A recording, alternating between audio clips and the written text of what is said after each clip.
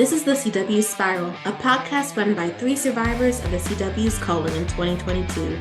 We're your hosts, Sabrina Reed, Michael Patterson, and Reed Gaudens, bringing you history about the network and the WB, the latest news and in-depth Sporterville discussions of the best and messiest shows to ever grace the small screen.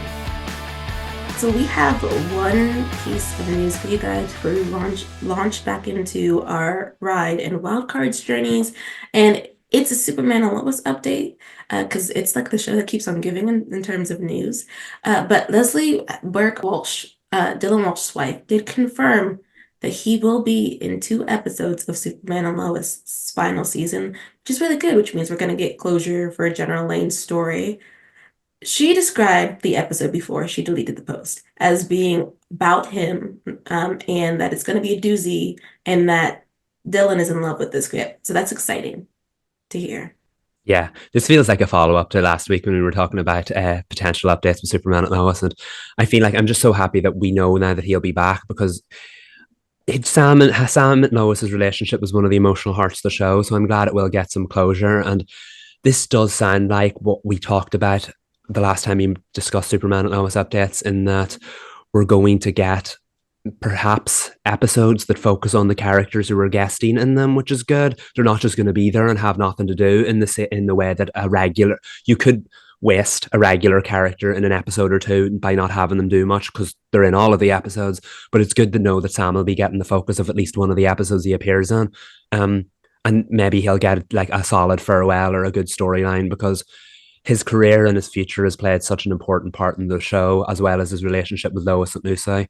So I can't wait to see how they write him off, because production's not long started. So to know that we're doing this early on suggests he may not be in the rest of the season. So they're going to have to come up with a way to write him out. I have faith in the show. I have faith in the creative team. And I have faith that Dylan Walsh will deliver an awesome performance, because Sam's always been a character that you're conflicted with, but it's because of the strength of the way his relationship with Lois was developed. And yeah, I can't wait to see it. I'm just so happy that he'll be part of the show, because of all the people that we heard wouldn't be coming back, I feel like he's one of the ones the show would have struggled without. So I'm glad to know that he'll be in some of the episodes at least. I think so. They started filming January 11th, right? So they may be about halfway through filming, potentially. Potentially. So I would like speculate that his episodes are 3 and 4. Mm-hmm. That makes sense, because we know Sam did disappear at the end of season 3, so like that it would make total sense if we haven't found him by the start of season 4. We don't know if there's going to be a time jump, if Clark and Doomsday are still going to be trapped on the moon. We just don't know what's going down there, but we do know that Sam is currently missing, and Lex Luthor is not just going to hand him back over. So I think that would totally make sense. And then I guess maybe that'll be the storyline that's used to write him out. I don't know whether he'll be injured and he'll have to take some time off, or whether he'll get a promotion and go off and make it his mission to take Lex down. I don't know. Sometimes this happens, and then the character then ends up making a cameo in the final episode. So who knows whether that'll happen. But like, it makes sense to deal with his absence early on while also dealing with the fact that he won't be in that many episodes. So yeah, I would guess maybe 3 or 4 or 5, just to, it makes sense, so that we can then focus the back half of the season on whatever the main storyline is. Of course, we'll be sad to see Sam go, but I'm just so happy that we're going to get to see him again. What do you guys make of Doozy? Are we nervous? Yes, Okay. because Michael didn't put that into the atmosphere, but my thought is General Lane dying, Yep. and like the script's already written, so I can't like manifest the writers not to do that, but only because Lois has gone through so much trauma already. She doesn't need to lose her father on top of that. But some ways that they tend to send off characters, especially like grizzly dads who also have a big soft heart for their families, is they die for them, or they have to be left behind in some manner. And I'm hoping that's not the case for General Lane, especially because well, then maybe things are right with his youngest daughter. Are they?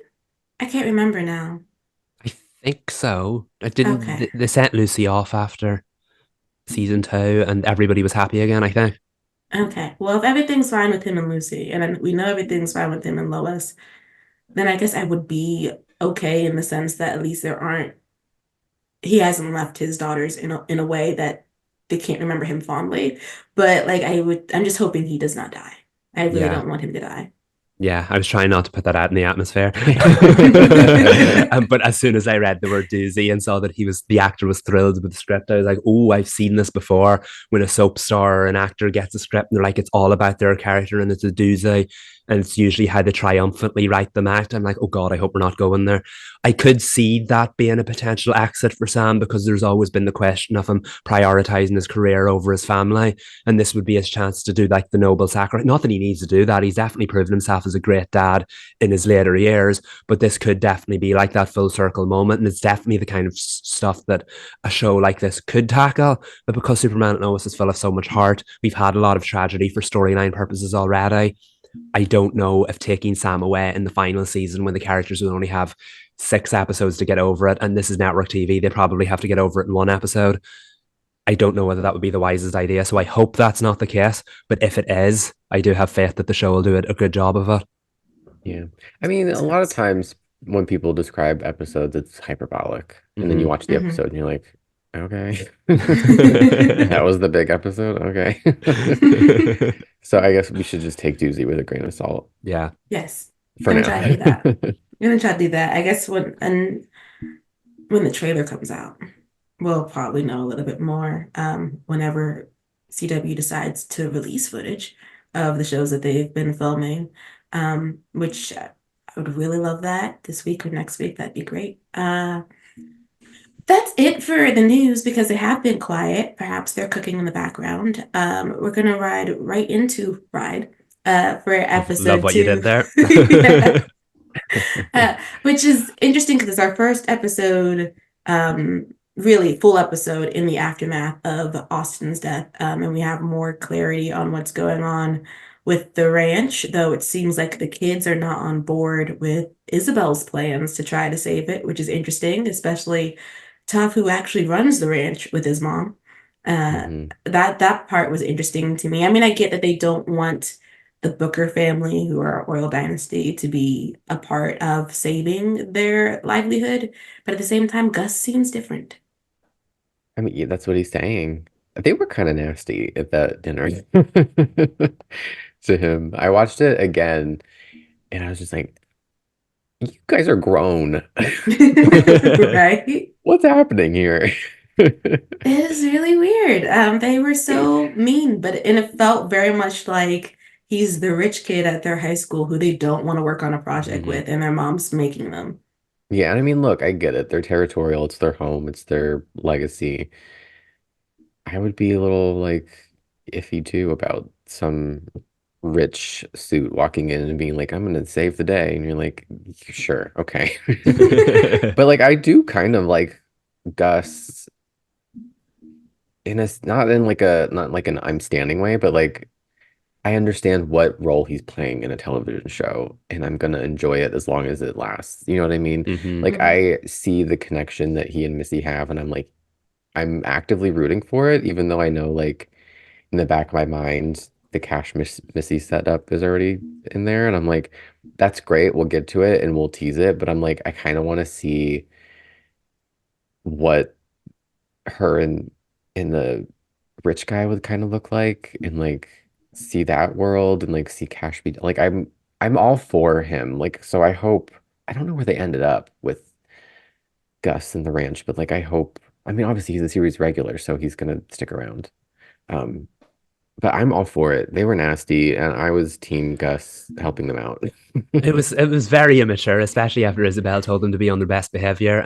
I think could have been more subtle ways to do that, but they wanted to make him feel uncomfortable and back out.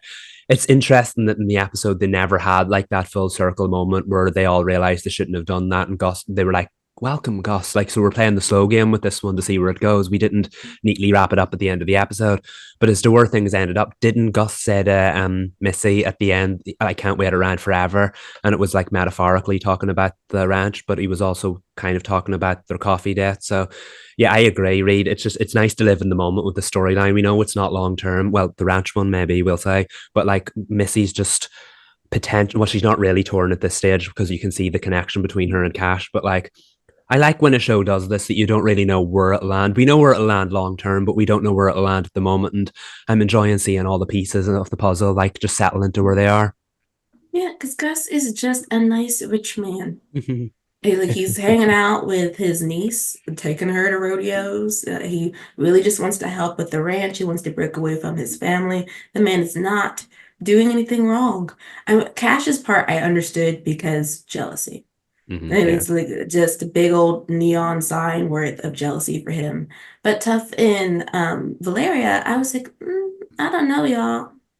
That was like during the dinner scene when they were all ganging up on Gus and then Tough was getting on Valeria and I was like, whoa, pick one. What side are you on? Tough, like you're my man, but I'm gonna call you out when I need to call you out. He's been consistently upset with her for and I mean I get it because she did just disappear, leaving him to deal with the aftermath with everything happening with the family. But they were even arguing about these sheep.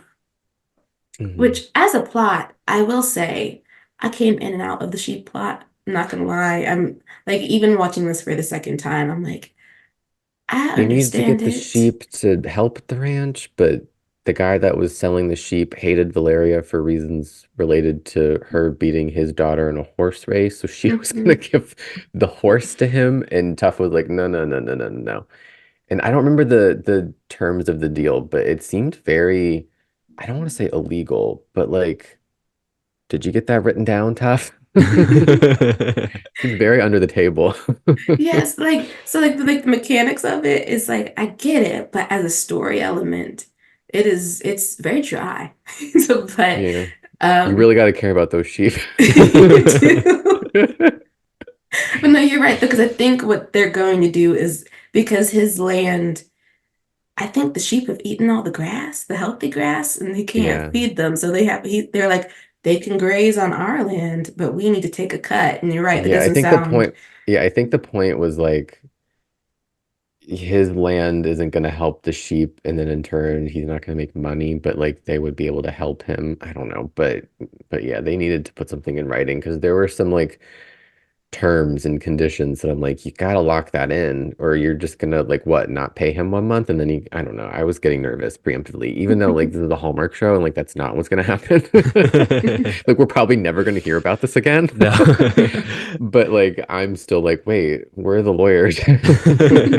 It was very much like they just docked the boat at the end, and it does leave you wondering. It was, I don't want to say that the rest of the episode undermined it, but there was Isabel trying to set up this major like investor sale that would probably have solved their problems at least for the immediate future, and then meanwhile Valeria is still running around after these sheep just to try and get the storyline, trying to get her storyline, which is to help long term. And I understand that when you have to help long term, but we find out that this plot was not going anywhere and they were still on about the sheep and they were going to keep going and they got there in the end. But like you said, it just feels like they just kind of docked the boat in the end. The But purpose of the episode I was kind of love reached. it because I don't want to hear about the sheep anymore. One and done. Yes, it is funny though because it does sort of put into perspective Isabel's long-term goals and how Mhm. the kids are really just doing whatever they need to do to get by. And there's like a generational gap there where she understands more how much she needs to see down the road, and they're looking for band-aids.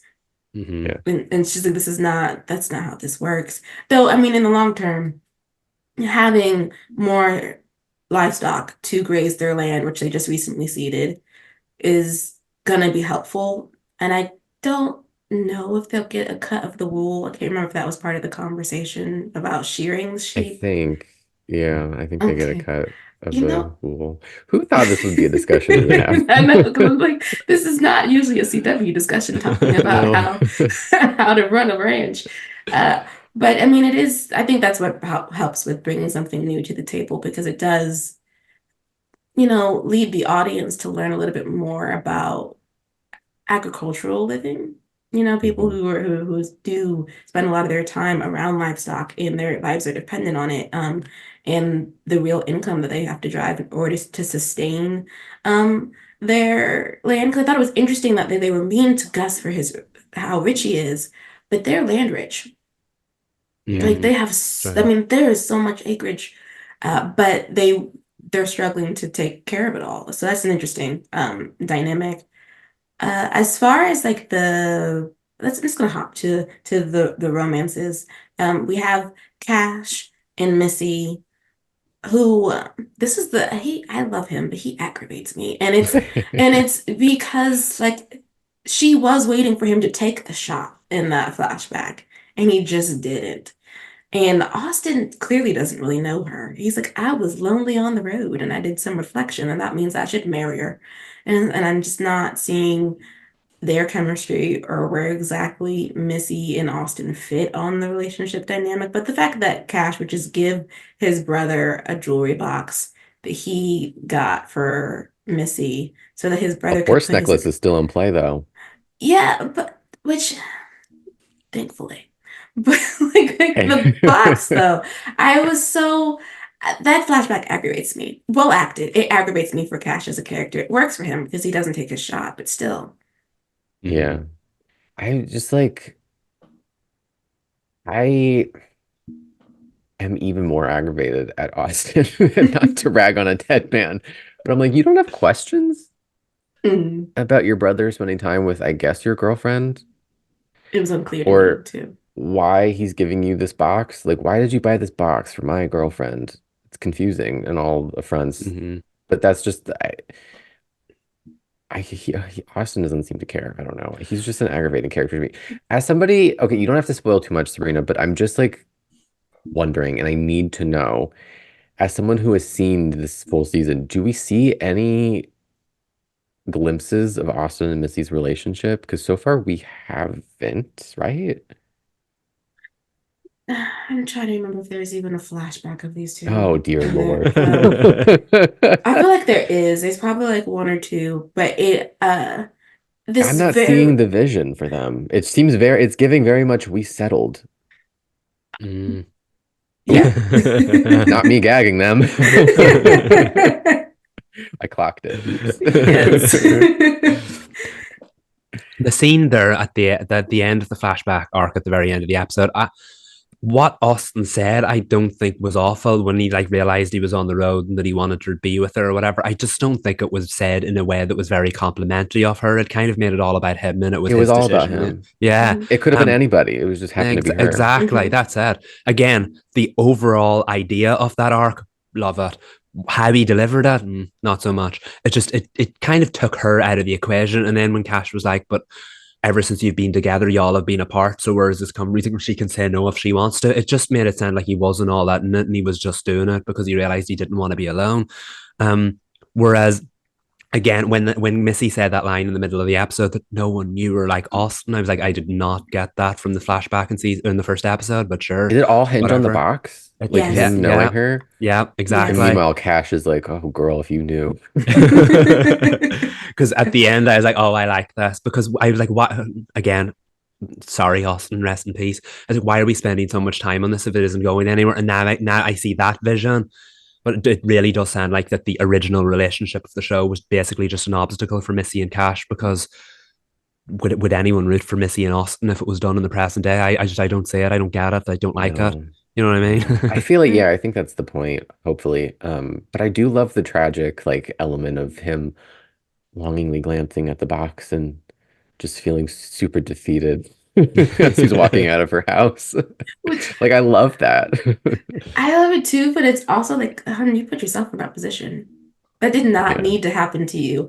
But Michael, I see your point about Austin's line, and I would like Austin's line if Austin wasn't a self-centered character. Mm-hmm. Like it just doesn't. We when we see him again in this episode, he pulls up in his new black truck, comes out with the giant silver trophy, and like I won. And we come over like, and then the discussion between him and his brother is really just about, I was only on the road.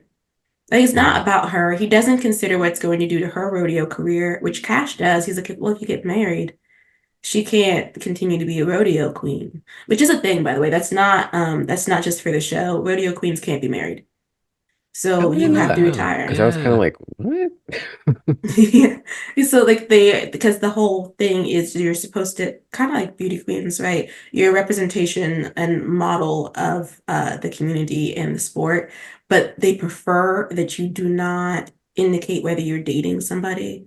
And if you're married, you have to stop. Like you So I, she gave that up. she gave it up to be with Okay. him. Even though I think she was at the top of her career as a trick writer or really coming Yeah, I to her do kind own. of, I'm understanding her more, kind of like not knowing who she is because she was this person and then she gave it up to be his wife and now she has neither Hmm. of them and she's kind of like, I'm selling jeans, what's going on? So I kind of get her struggle. Hmm. It's upsetting as a Missy Yeah. fan, but I mean, it's a good spot to be in at the beginning of the season for her to be figuring it out. Yeah. Um, because she is just selling jeans. I like this moment she has with Cash where I believe she's talking to him, where she says, you know, I wasn't just giving Austin words that he wanted to hear. I actually was coaching him. These weren't just lines that I was throwing him. I was coaching him through his entire career. She didn't get recognized for it though. And then Hmm. Hmm. being Cash's coach, she would be able to be recognized for it. She wouldn't just be Cash's widowed sister-in-law. She gets to be Missy, his Yeah. coach. I like that Hmm. arc for her because it gives it feels like the idea of coaching kind of fell into her lap because she kind of had to do it for Austin and then she realized she was really good for it. So this is her chance to do it again. But like, well, I want to say on a more professional level, and it will be on a more professional level because she's not married to Cash. But at the Yeah. same time, obviously, that's what I'm getting at. Exactly. But at the same time, obviously, there's affection there. Um, so it does make you wonder where it'll go. How does she balance that with the being the brand ambassador and all of that? I really do like her arc now. I really did enjoy this episode of her wanting to find out more of who she was as a person and the fact that a lot of people around her weren't not it's not that they weren't willing to accept it, it's that they just did not see her for anything other than Austin's wife, which is kind of awful. Because obviously she's still grieving and she's trying to move on. Um and like reconcile her past with her present, but when the society around her won't see her as a person, other anything outside of a widow, I'm sure that was so hard for her. So I do like her arc in this episode and that she finally wanted to speak up for herself as a brand ambassador, but at the same time, she's quietly proving herself as a coach as well.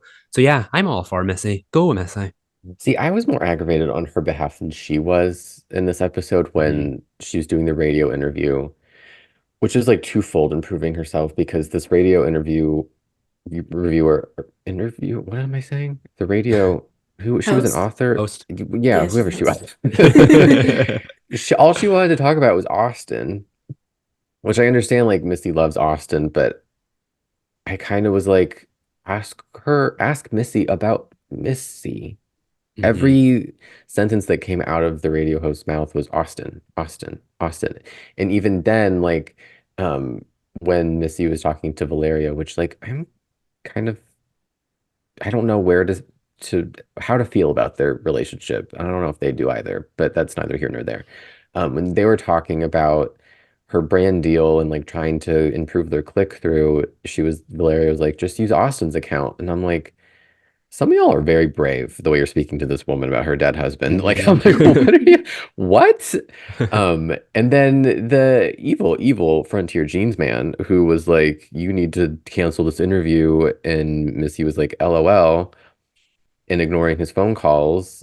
In that moment when that man was speaking to her in that manner on the phone, I turned into that Renee Rapp interview where she was like, I don't like you. I hope your company burns. I was like, I hate him. Better ignore him and do what you need to do. So I don't know. I was more aggravated on her behalf. She's more cool and calm-headed than I was because if I was her friend, I'd be like, girl, you need to start speaking up. But she does it with grace, and I don't know how she does it. Well, I think you would have torn up the contract the minute she showed you the poster that they wanted to put her face on, because it's Hmm. literally just him and then her smaller in just modeling jeans. I was like, that's offensive. Yeah, Why is his face so big on her? But we could have at least asked her for a picture of the two of them if you're going to do that. Not he's literally the specter over her shoulder yeah. as Frontier Jeans sells. Maybe not even using the name Austin's widow. is now a brand Mhm. ambassador for Frontier Jeans.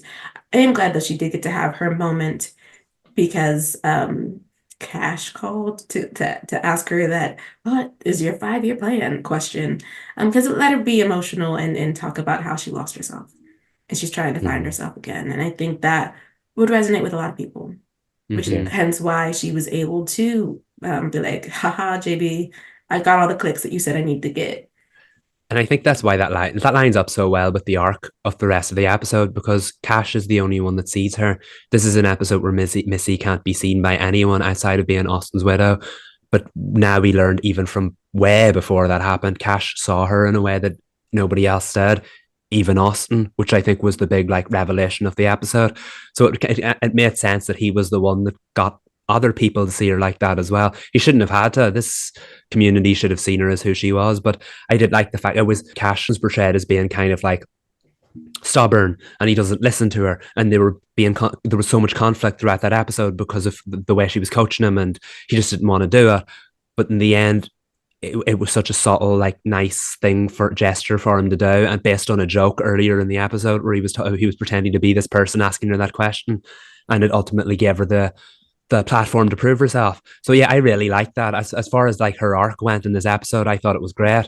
I just hope that now more people see her for who she is, because that's why the coaching arc is more interesting to me than her being the brand ambassador, because that the coaching arc has nothing to do with us, and that's about who she is. Whereas even though she's using the brand ambassador deal to like get herself out there and move on, she's constantly being reminded who she was and what she lost. Whereas the coaching gives her something new to look forward to, if that makes sense. Mhm. Hmm. I liked too the conversation that she had with Isabel, where she was like, I don't want this to feel weird for you that I'm doing any of this. And she was like, listen, you gotta do what you gotta do. Your own story is your story. Don't worry about how I feel. I feel like that was a really necessary scene. I really like seeing their bond because I mean, more so than, I mean, I know they all lost Austin, but I think for them it probably hit the most because that's her son, that's her husband. So they can see eye to eye in that way. And I know that Missy being forced to use his name probably would make Isabel feel a certain kind of way, but I think having her blessing to do what she feels is right. I don't know. I really love that scene. I really like when they're together. They have a Mm-hmm. really nice dynamic as a mother-in-law and a daughter-in-law. And I think it also speaks to like they're the only two on the ranch who know what it's like to lose a husband Hmm. to bull riding. And that's not the same situation, like you said, Reed, that the others are feeling. And it's a particular way, I think, obviously, Missy didn't lose her husband and then also have to raise children. Hmm. But Isabel understands, like, as a woman who has now has to grieve, but also has to find her way forward. She gets it. She's like, don't worry about me. Like, love that you Hmm. checked in on me and I love you, but you handle what you need to handle. And I think that, Hmm. like you said, that is a very necessary moment for Missy. I think for the show too, to not forget that Isabel sees her as well, Hmm. in a way that goes beyond what they're doing for the rodeo and what she was doing. Just she Yeah. just sees her as a fellow woman who's been through something that is hard that Yeah. most people won't understand. I think too, Missy was Isabel's only ally in that dinner scene. Yeah. Like I know that she has a different relationship with Gus than the others do, but Missy was still like, what's happening? This is good. We're all just like having temper tantrums. I wanted to ask you, Sabrina, because I forgot. What is the birth order of the McMurray boys? Austin's the oldest, and then is Mhm. it And it's Cash Cash and the Tough? Tough. My poor baby Tough. He just gets handed so much. I know. I mean, and in this episode, so okay, last episode I was telling y'all that Tough gets a little lost in the plot. And it was in for me, it was in this episode that I realized that was going to be the first time I was watching this, that was going to be the consistent thing. Hmm. Because I was actually clocking it this time around. I was like, there are so many scenes with Cash and Missy, and then we just keep coming back to this Believer and Tough plot, and it just doesn't feel as weighty for him. And all the Hmm. conversations are actually about her. Until he gets to the, I couldn't tell what time of day that was because they were in the building. I was like, is it Yeah. midday? Is it nighttime? Um, but when his law matrix and him go get something to drink, and he gets Yeah. to open up about how hard this has been and the fact that he got demoted.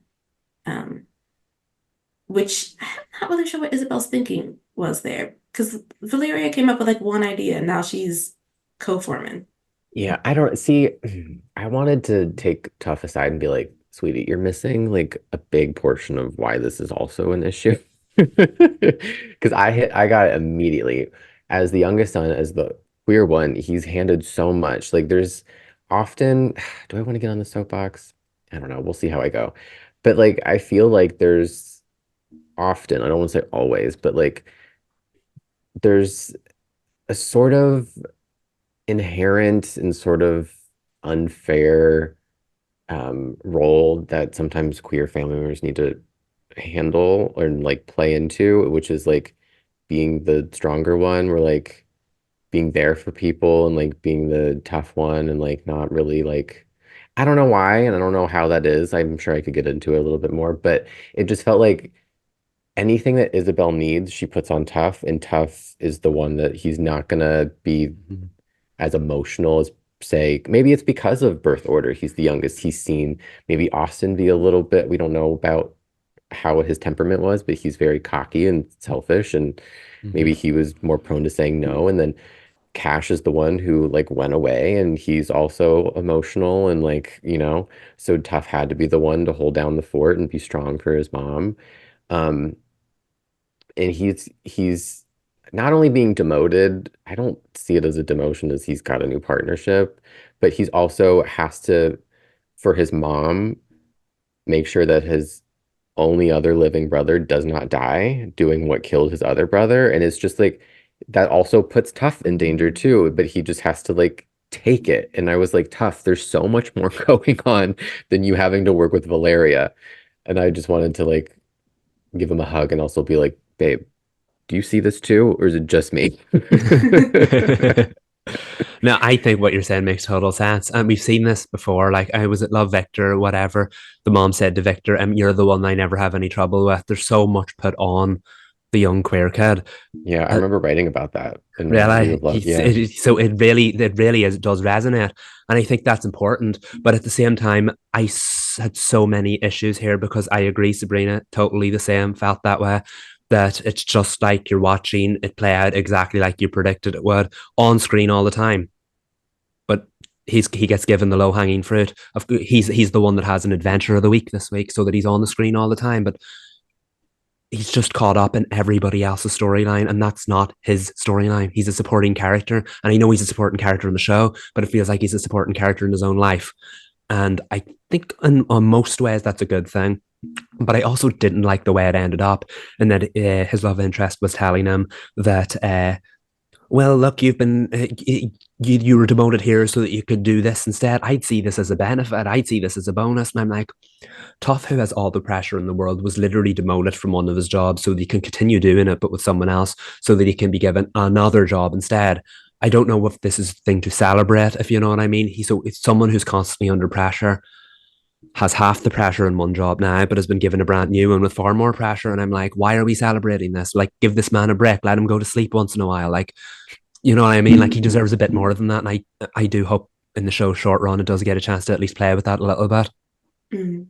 I do think Vicky might be right though that Isabel doesn't see it as a demotion. She just sees it as a partnership.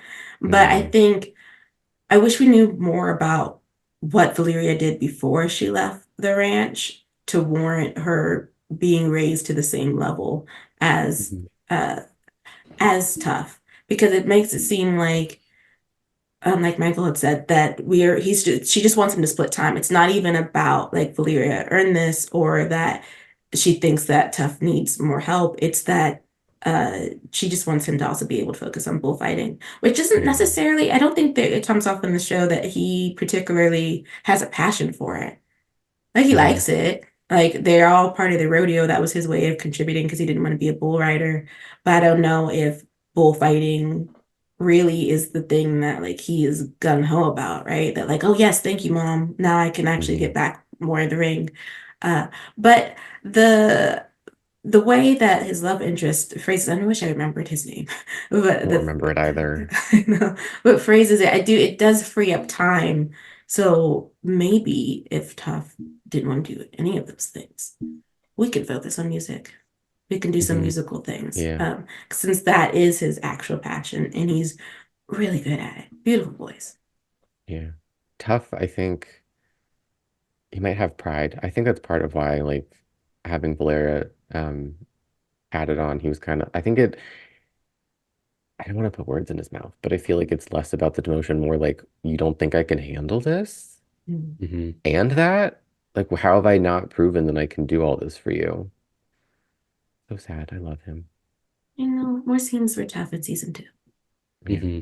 Solo storylines, or ones where he's not sort of, because even with the sheep, that was Valeria. He was along for the ride for that one. He did catch her at that dive bar with some mysterious man, so I'm hoping that goes somewhere. Did they say his name? I feel like they said his name in the thing. Well, I'm gonna tell you his occupation, even if they didn't say. He's the pawn shop man. Ooh, Okay. that's where, did Missy see her outside the pawn shop? Is that where, or she saw her? No, but when in episode 1, the premiere, no, that's a Yeah. grocery store. I think that's like a Okay. Quickie Mart or something.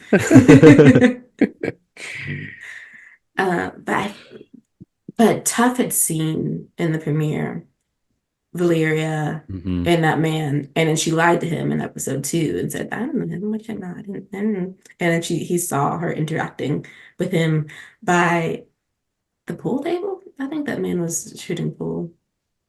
I don't know. He just looks very shady. So of course Tough is like, "Girl, why are you lying? Like, what is happening over here?" Didn't he call her a name at the bar and then he hid when he saw her? Yep. I It's think like, so, Tough, yeah. pick one. I think what else happens in the Cash got the bull he wanted. Yep. So we will be seeing Hurricane at some I point. was I believe very that's full name. disconnected to that. I was like, sheep or bull? I'm gonna focus on the sheep. Oh, he needs a practice bull in order to be able to train properly. That's where I think that was one of those, if I could describe it as like a E plot. Like he says he needs it, and then Missy just gets it, and there's really no explanation. She just got it. That was it. That was the end of them. The story was supposed to be, wasn't it, that his mom wasn't purposely making excuses so that he would eventually not do it because he didn't have a practice bell, but that Missy was the one that finally got through to her. So again, on the Missy and Isabel relationship. But I know what you mean. Again, that could have been like more of a plot at the forefront, but it kind of, you're right, it felt a bit like an E-plot. It was there, it was to prove how effective Missy was and the people listened to Missy, and it did it in the end. But yeah, I literally, if I'd never talked about that again, I'd have forgot it happened. I feel like if anybody needs like a partner, Isabel should hire Missy. She's done more for this ranch in 2 episodes. So I'm like, girl, love you, Isabel, but I think you might need some help. But she is just as prideful, so she is not going to admit that. We're just going to be, because even in Continue to delegate. right? Because Tough was like, "Mom, I was gonna do that. Why are you in the tractor?" She's like, "I was up early. I got it done." I'm like, Yeah. okay. Demote yourself, girl. Get a partner. She's gonna end up with some like health crisis, and then she's gonna be like, "You're right. I need some help." I'm gonna roll that one out. Oh, so like that doesn't happen. No, wait. No, I don't think that happens. I don't think that's a thing that happens with her. I mean, it happens in TV shows where like somebody like keels over from like a panic attack or a heart attack, or like they're doing too much and they fall off a ladder, and then everyone's like, "You need to slow down." And they're like, "Okay, you're right." That's why I paused, because I was like, was there another Western I watched where the mom was like having palpitations and they were like, "Mom," and that's like how the episode goes off. But I can't remember now. So if I am wrong, sorry, I lied. But moving into wild cards, which pairing these two, like you said, Reed, like even with the CW doing it, now that we're doing it, they're so disparate, but yet so enjoyable. So much fun. So much fun. Because we're moving from bull riding and trick riding into a road trip to a winery. which Why the heck is not? fun. Also, like there was the side plot about team building, which I really need Ellis to talk to HR because it is just they're a nightmare over there. I mean, in the lightest way possible for a blue sky drama, like, but it's still harassment, and I'm done with it. I'm just done with it as Max is done with it. His coworkers, you mean? Yeah, Gates and Yeah, they're Simmons, nasty. and even the chief of the Yeah, department. he kind of There, at his best he ignores it, and at his worst he encourages it. Like that's not a healthy work environment. And I know we're supposed to laugh at it, but yeah, do there something was about that them. one scene where Max and Ellis walk up to the two other agents, and they were just like snippy. Like she was making up things that she saw. What was she saying? I was like, that was uncalled for. It was a And that was Harry directed Potter at trope. Max, right? Max was like, what? Hmm. Yeah, so I think that's like when they're deep in the case, like really making some headway. And I believe that's Yates walks up and she says, we got a call from someone with a tip. And she's like, it's an old man named Dumbledore and a little boy with a wand. It's like, I was like, girl, not the dated jokes. Please move on. But then later in the episode, didn't Ellis stand up for her, where she was like, she solved a murder today. What have you done? Yes, he did Didn't do he said that. Hmm. that, right? I was like, yeah, Hmm. you better. And Simmons was like, she solved a Wordle. And I was like, that's not the same Different. thing. And the fact that they argued, had a minor argument about it. Why didn't you say that sooner? They're way around the corner now. They'll never hear it. I think it just highlighted the fact that they're supposed to be partners, and Max and Alice. The whole episode was like, we're not a team, we're not a team. No, they are a team, they are partners. And I really like the team building exercise for that exact reason because Yates and Simmons are awful. And like the fact that they're still speaking to them with such disrespect after they've solved two cases now, two murders, right? And then a third one now, it's just, it'll get repetitive and boring the longer it goes on, which is why it's nice that it's in a show like this with such a spicy dynamic to spice it up. I love the Max and Alice banter, and this episode was full of that. I know. I will say though, for Alice, I'm like, why are we pretending like we don't like her? Yeah. She's fun. He's like, I've been trying to get her to be quiet. And I was like, you don't need to though. She's like, she's the life of the party. She's keeping it fresh over Hmm. here as y'all do these long trips over into this town, this small town, which is very much CW, is Hmm. screaming CW with everything that was going on in that town from the Coven to Lucas's relationship with the members of said Coven. And then the love story that they also tacked in there that kind of works too. They said, "How extra can we get?" And then they said, "All." That's the most bonkers plot you could have imagined. But like again, in a show like this, it worked just so well. Did you guys notice, I don't know the guy's name, toward the end, the guy with the gun, um, that was his name was Jake in Nancy Drew, right? He owned the diner. We hated him. That's All who that right, was. Yeah, Always at the yes. scene of the crime. I recognized it. Was like, who is that? Oh man. If the CW needs a villain, he's like, you got me. That works though. Okay, so for I forget with him and Nancy Drew, he just really didn't want Nick to have the building Across the across road, the yeah. way. And in this one, he's a rich boy, a legacy who apparently has is frauding people with box wine. And I this okay, you guys have to explain this part to me. Was Max saying that the bottles were genuine? But the liquor isn't, well, the alcohol isn't. I have no idea. I think that's what I got because they looked put perfectly at home with the bottles, but it was when she picked them up and then like sniffed around it and heard this one's clean, there's nothing in it. They figured out that he was using uh, counterfeit goods, so to speak, to try and manipulate the town into buying it from him because he was losing money and he needed it. Okay, because I was like, I that part I was like, is she saying that he is uh, counterfeiting the paper? Or she's saying it's actually just too hard to do that for possibly for him. So these are the genuine article. So that's interesting. It gave very much not mob. Well, did they say it was the mob that was hiding wine? There's a lot going on as far as this town and the seedy things that were There was happening. like wolves, there was like Riverdale sacrifices happening. There was a lot happening. But I mean, it was an interesting case though, and It it was. did provide the ability to see both of them doing what they do best. Hmm. I did like her interview with the Grape, who also is from Nancy Drew. Yeah. Lacey McAllister, the actress's name is Bethany Brown. So that was fun. I've also never seen a grape be interrogated. And there's just something hilarious about her being serious about heartbreak and trying to get information while this woman is decked out as a grape. She's Fruit of the Loom right I there. love how Max can just like do anything and make people believe it. Was she was saying something about like was it the oh she was pretending she could read her aura. Mhm. Yeah. I just now realized read her aura sounds like Rita Ora. Oh, I was like, is that why she named herself Rita Ora? But I just think that's her name. Sorry, that just intrusive thought popped in my head when I said Rita Ora. Anyway. But Ellis was also investigating well, too. There's the scene in the sandwich shop, which I thought was interesting with the young man who was just well over his head when it comes to, Mhm.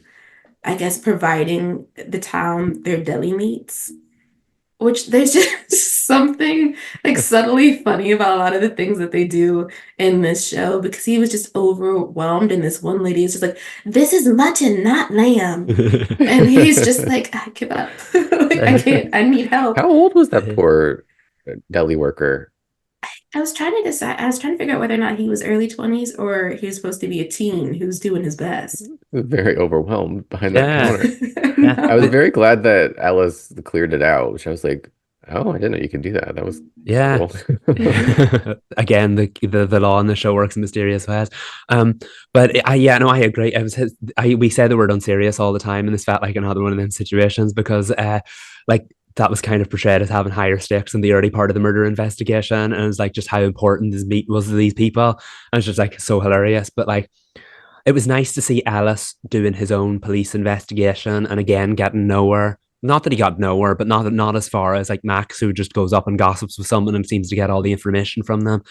That's what she brings to the table, and I think that's why it was so important that this was kind of like the team building exercise episode, and that they made it a thing. Because I said that last week's episode was kind of the one where Ellis hung back and let Max do the bulk of the investigation, but this week they kind of made a thing about it and actually addressed that and the fact that he still didn't see her as a partner. And yet she continued to prove herself and come at him with all this information, even if she got it in the most outlandish of ways. And I also like the fact, as we said, this show was unserious. We've used the show like, we used the word 20 times already when describing the show per week. And Max is such an unserious character, and yet the moment he said we're not a team, the camera stayed off her for a few seconds, and then when it went on her, you could see that actually was really hurtful to her, and she walked off. So I really did like that because far more to her than meets the eye, and she had his back in this episode because you see how important the idea of being a team is. And I like that contrast because you'd think Alice would have that, being part of like a police force, being part of a team there. And look at the state of the team he has to work with. Um, and even though she's supposed to have been a con or a criminal growing up, her family had a stronger code than the force in his police station. And I thought that spoke volumes as to why she is the way she is, and that she may do things that are illegal in terms of the law and stuff like that, but that she has a code and she will stick by that code. And loyalty is so important to her. And I thought that came across volumes this week. I love that conversation about her family too Yeah. Mhm. at the end because she has such, even though her childhood to anybody else would be like, it's kind of sad. That's kind of what Ellis was getting at, but she doesn't see it that way. She saw it as a fun, happy childhood filled with pop culture, and she didn't feel alone. And I don't, I, I don't, maybe that's a trauma response. She needs to see it as a happy memory, but I know she lit up talking about that, and I don't know. I really enjoyed seeing her get kind of vulnerable and kind of feeling slightly offended at him pushing back at that because he did kind of be like, "That's not, that's not right." But I don't know. I really love that conversation. I think it works twofold to show their different perspectives on life, but I also think what I enjoyed about it is that he's not necessarily entirely wrong. Yeah, Mm-hmm. Whether she wants to see it that way or not, because of the lives that they were leading, they could have been taken from her at any point. She like that's yeah, just a fact of who they are and what they do. But at the same time, he can't force his narrative on what childhood should be onto her. Yeah. And so she got to travel the world. She got to see different places, and learn from different people. She was watching a lot of TV, but so are people who don't have her family dynamic. It's not necessarily an indicator that she was just so alone that she had to resort to television in order to feel like she was part of a community. Especially because we do get, prior to that conversation, we get a phone call between her and her dad, in which he does talk about like some boy she had a crush on back in the day who broke her heart, named Francois. Like, so she didn't meet Of people, course. you know? Like, she did meet people, and she is really good at making friendships. Like, even with the chef, who is rude, she still takes the Hmm. time that when the Siobhan, I think that's the name of the chef. Siobhan tells her, I got fired, but it's a good thing. I think I'm gonna open a restaurant. I'm gonna name it after myself. And even though Max is busy, she says, text me when it's open. Like, she plans to support Siobhan. I mean, she Hmm. probably plans to fleece the rich while she's there too. But the point but the point is she establishes connections and she cares about people, and Alice should give her more credit for that. Yeah. I Mhm. think it's important for her to let her know, like, hey, so that's not like you probably deserved a little bit better than that in your Mhm. childhood. Like it didn't have to be that way, but I think her making the best of it is also important, like seeing those two perspectives. I Mhm. need to rewatch the scene because I don't know, I can't remember how he came at it, but I feel like he could have come at it a little bit gentler. Yeah, Mhm. wasn't it? It was quite confrontational. He was like, "You really don't see it, don't do you?" And Yeah. she had to ask, "What do you mean by that?" And it did get a bit awkward between them, but the banter sorted it out. And then she But was like, we have hats. lovely way to end. But I also really like that as a Max character moment because we said this last week about the conversation in the car and that you started to understand who she was as a person because of that. And the same here, like the way she said she name dropped all the shows and movies that she watched. She mentioned Sarah Connor, she mentioned Dawson and the gang, which and feel like that was so important because like ever since we first met Max, she's been making pop culture, she's been making TV references, and this very much defines who she is. And I can see See, why. I I know Sabrina for the past 2 episodes you've mentioned that there's been like critique about pop culture references in writing. I don't know, was anybody saying about this show or is that just like a general critique? I think it's a general General critique, is it? critique. I Yeah. don't think anyone so far as I'm aware has been saying that they dropped too many pop culture Because I'm like, references. I don't know, it works. It does. And as somebody who like writes that way, I'm like, let me live. One, Yeah. it doesn't work in every genre, but this is like 75% of comedy. So like it works in comedy writing. That's like part of like joke writing is like referencing things. So like even in this episode too, like it's used as a tool to get to know her. Like when she offhandedly says, like when she mentions Dawson's Creek, she's like, there's a lot of drama. Like it's funny and Yeah. it tells you about her. And I'm like, I had that in the back of my mind where like you were saying people don't like pop culture references in TV. And I'm like, I have to disagree with that camp. I think when it works, it works. And I don't think there's such a thing as too much, unless it's like they throw one in. It's like, okay, that was a reach. That didn't work. That didn't land. But I think it always works in the show. Yeah, well, I think here it also speaks to their characters. Like, I want to learn more about Yates because she too is dropping pop culture references, but they're a little older than Hmm. Max is, which is interesting to me. Because even like Max is on the phone and she's asking for backup, and she's like, Yates, stop with the Serena jokes. The moment has passed, right? Like, so I think once Yates gets over herself, those two might end up developing a friendship because they can sort of bond over television and books and films, most likely. Yeah.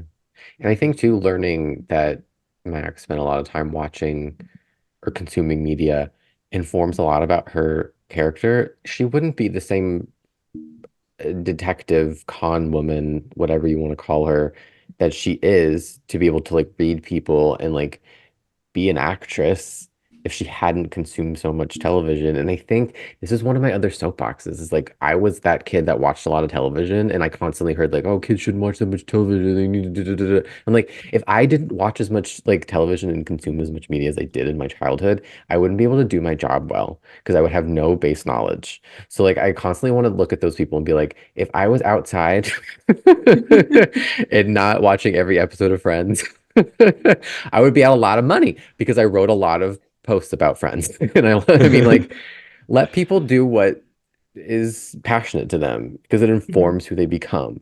And Yeah. maybe that's not television, maybe it's sports, and that informs if they're a sports writer or an athlete. I'm like, let people do what hobby speaks to them because obviously it helped Max be the person she is today. 'Cause she's seen a lot in life and on TV, and that's helpful. And Yeah. I'll step off the soapbox. If my earphones were not attached to my computer right now, I'd give you a standing ovation because that deserves it. Honestly, I felt like that for so long. Thank you for putting it in better words than I ever could. I know y'all would not have this podcast if it weren't for the Yeah. amount of television that we've consumed, and film Collectively and amongst, yeah. individually. Yeah. Yeah.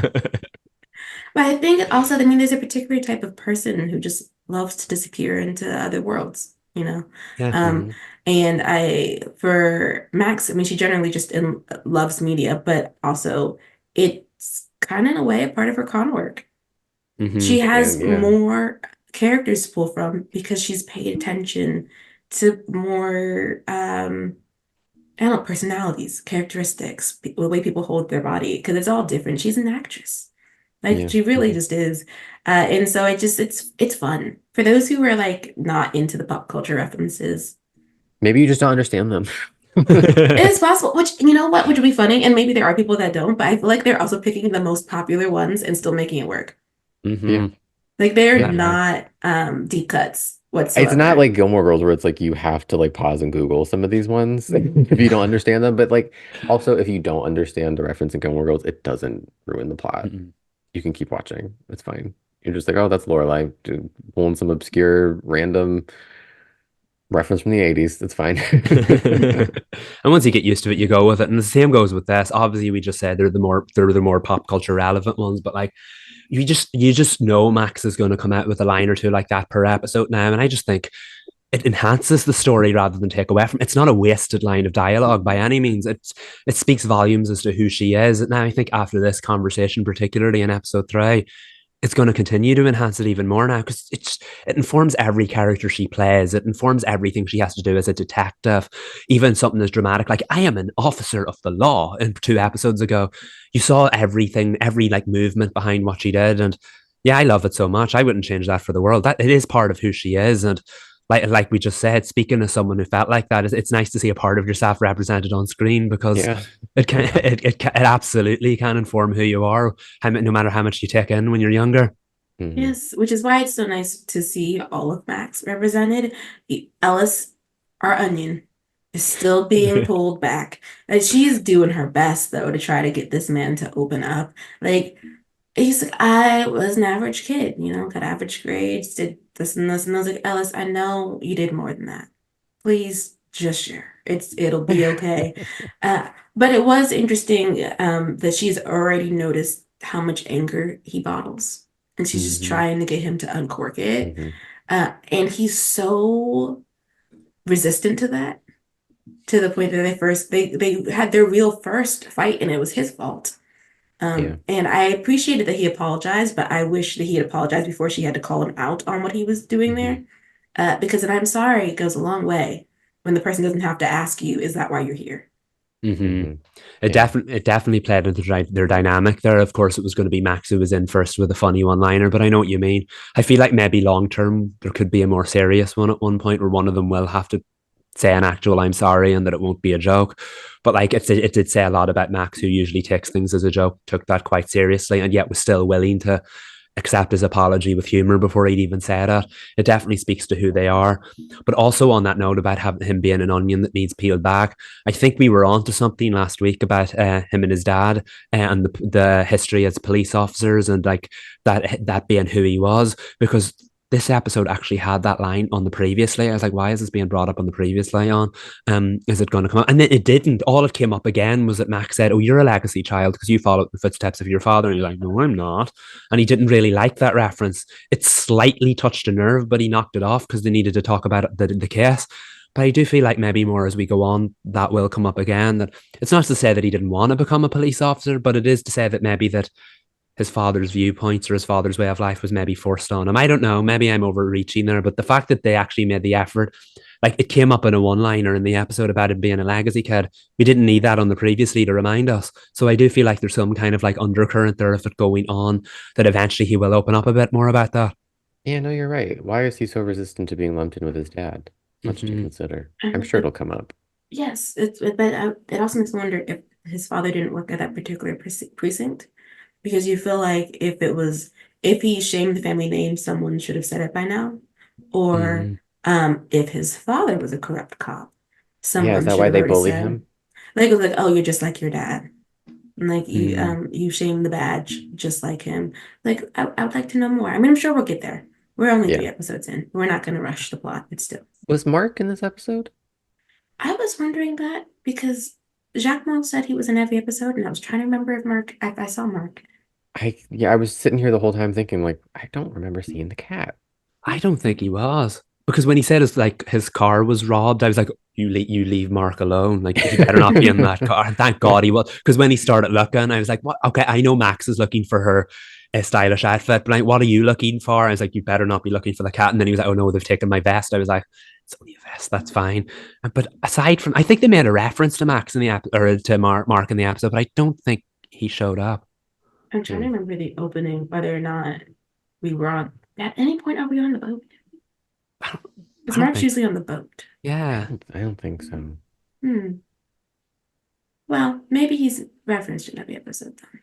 Week off, King. He said, I did my 2. I'll see you in a few more episodes. But before we close out, though, I did want to preview the episode 4 because it's going to be a fun one. Ellis is going undercover. Oh, really? Oh, that sounds fun. It's the. Did you see the preview, Michael? I didn't yet see the preview now. They're like surfing something. Mm-hmm. They showed Ellis in a wetsuit. Yes, we've seen that in some of the promos. Okay, so they're finally getting that episode. Yes, because a surfer gets shot, I believe. And so they have to work the case, but Ellis has to be the one to go in a disguise and pretend to be somebody else while Max does the detective work. Oh, cool. Yes. Based on the images, though, I think Yates and Simmons are also going to be given something to do because it seems like it's all hands on deck. Not them. But it might, mean we get a little bit more from them besides one-liners and bad jokes. I think that's a good thing. Mm-hmm. We'll decide next week. I'm excited. And I mean, like, I know we've done in the past 4 episode tests, but like this passed the 4 episode test on episode 1. So like, yeah. I don't even need to see next week's to factor into the 4 episode test. Ride 2. I'm in, whatever. YOLO. Well, we're on the ride to manifest season 2s for both of them. Yeah. The wild ride. Oh, love it. And with that, we're gonna end. Thank you all for watching and listening to our podcast. We had a series Spiral. I'm Sabrina. I'm Michael. And I'm Reed. Bye, y'all.